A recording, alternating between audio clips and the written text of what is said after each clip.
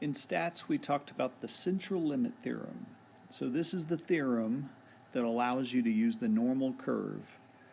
If the sample size is large enough, that will force the sampling distribution to become normal.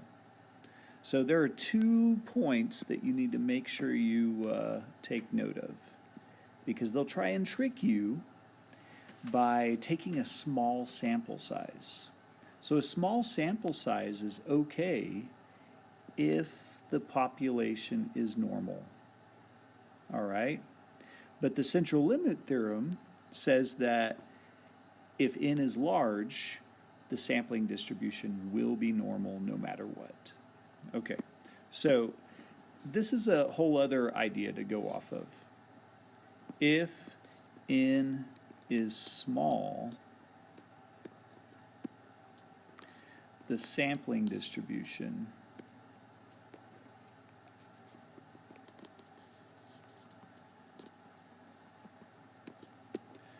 will look like the population. We have 2 things that we're looking at here. We have first the graph of a population. Let's say it looks normal. And then I sample, and I want to make some kind of big conclusion. I run a hypothesis test or whatever. If n is small, the sampling distribution, let's say it's 5. Let's do a small sample. The sampling distribution will look normal because the population was normal. All right? But if that population was skewed,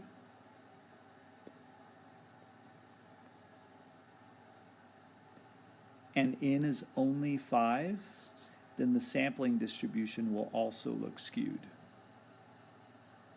If I bump that sample size up to 30 or larger,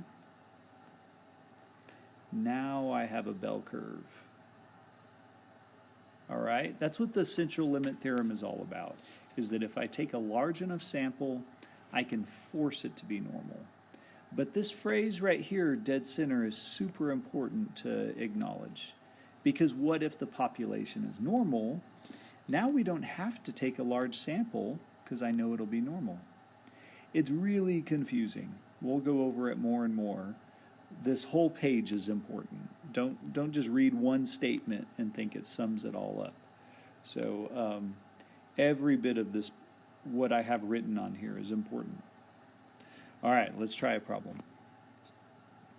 So this is an air conditioner problem. We have technicians going out to do maintenance, and the time it takes to do work is strongly right skewed. So I know that X, the distribution of time takes to finish a job, is right skewed. That's bad. I can't use normal CDF right now. I know the mean, and I know the standard deviation. All right? But look, they took a huge sample. I know that for the sampling distribution of X bar,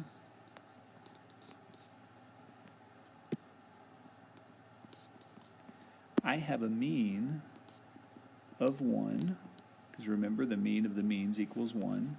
We looked at this yesterday. The standard deviation of the means is 1 over the square root of 70. I forgot to write that up here. Let's say n equals 70, which is 0.1195. And I know since n is greater than 30, the sampling distribution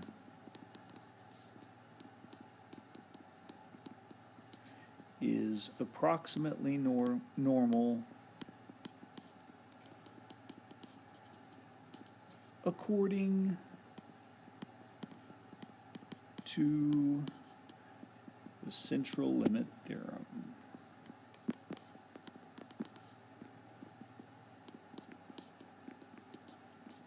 So this last phrase right there that I put in parentheses, I mean, it's important. If you forget to write it, I don't think you'll lose points. You won't lose points with me. But if you're paranoid about perfection, it's nice to include it. So, all right. So I kind of got ahead of myself. I didn't even acknowledge the question here. We're going to budget 1.1 hours per unit for these techs to complete their job. Will that be enough?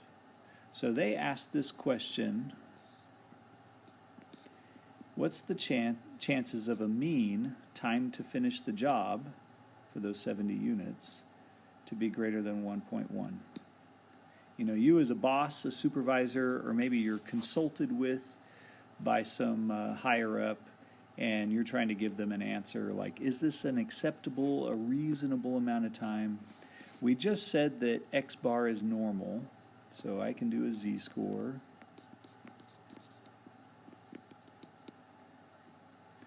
And I get a z-score of 8368.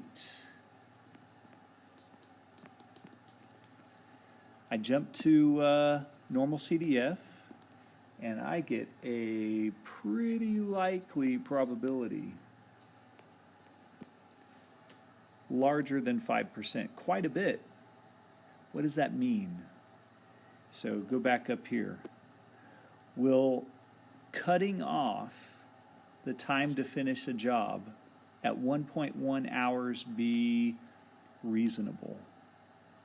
Well, this says that it's pretty likely, 20% likely, to take longer. I don't think it's going to be enough. So I would say no. 1.1 hours is not enough.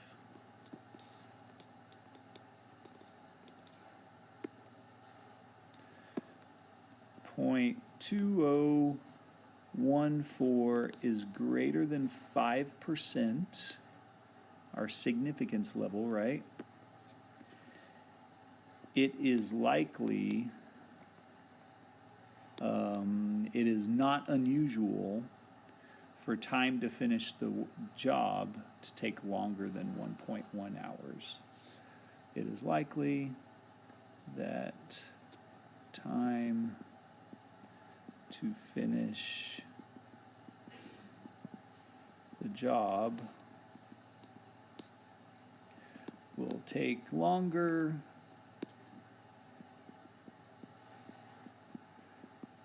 than, I guess I should say, an average of 1.1 hours.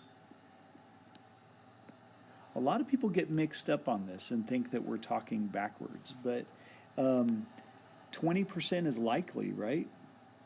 This means there's a really good chance that the average time to finish the job is going to take longer than 1.1 hours. If the probability was tiny, like say 1%, that would mean taking longer than 1.1 hours is rare. That would mean that would be safe to set as a budget. All right? It is so confusing. Very tricky. All right, we're going to work a review problem, and I'm going to base this cereal milk problem on the last handout that we had.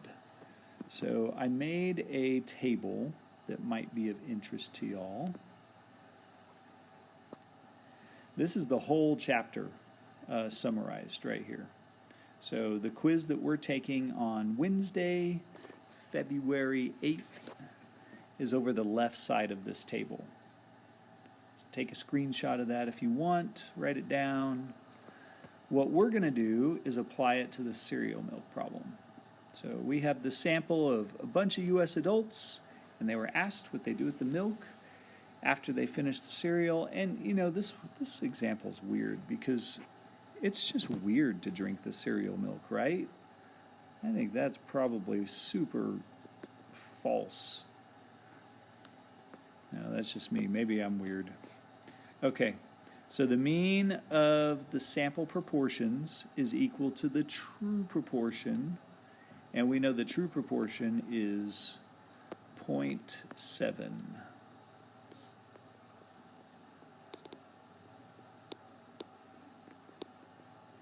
On part B, they say check to see if it fulfills the 10% condition.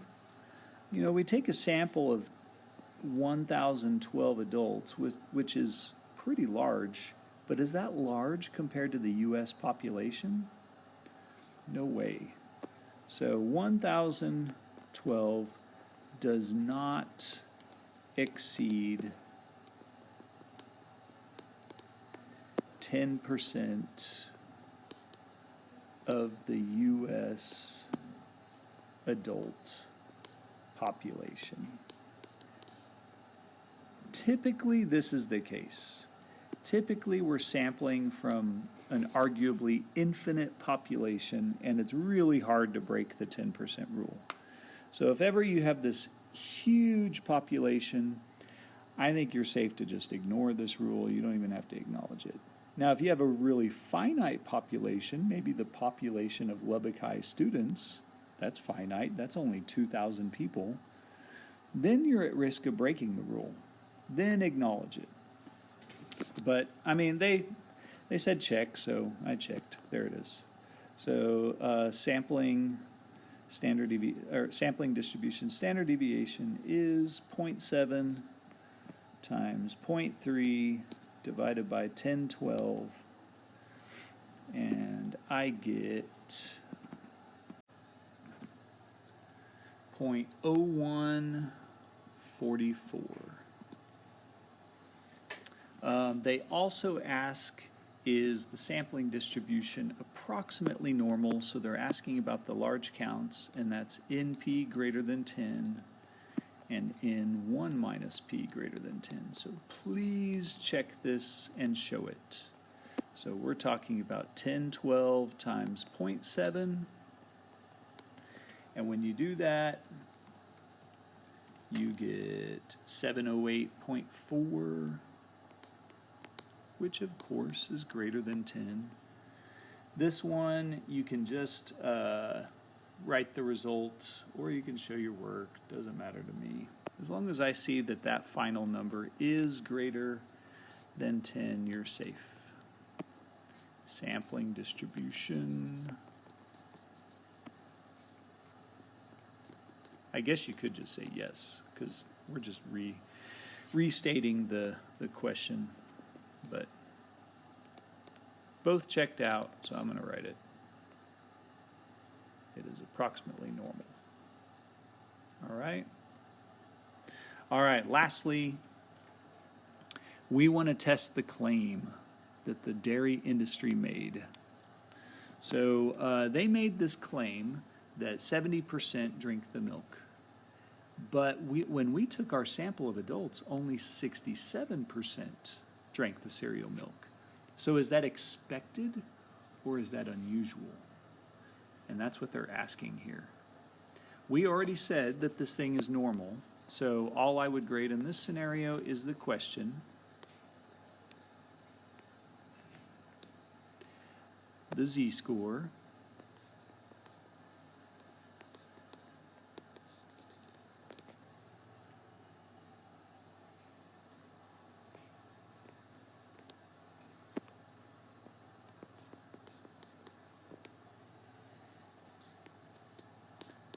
the probability, 0186, and then answer the question in context. So maybe this will help. This is like a hypothesis here. We already said it's normal, so it makes a bell curve. And we know that the mean is 0.7. So the big question is, where does 67% fall? Does it fall here? Does it fall here? Here? Where does it fall? And to figure that out, we're going to use normal CDF and get the area of this portion right here. And if that area is microscopic, we're going to say that's evidence against 0.7, because that would mean it's unusual. And look, it is pretty small. I would say yes, this this is evidence against the dairy industry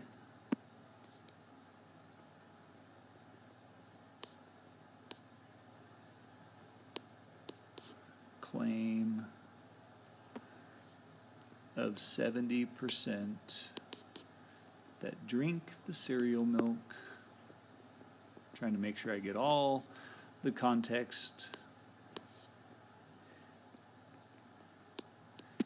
Because 0.0186 is less than 0.05. It was significant. It was predicted to be very rare, like it shouldn't happen. There's a 2% chance that that would happen, and you took one sample and it did happen. That means the claim is probably wrong. All right, that's it. See y'all later. Bye.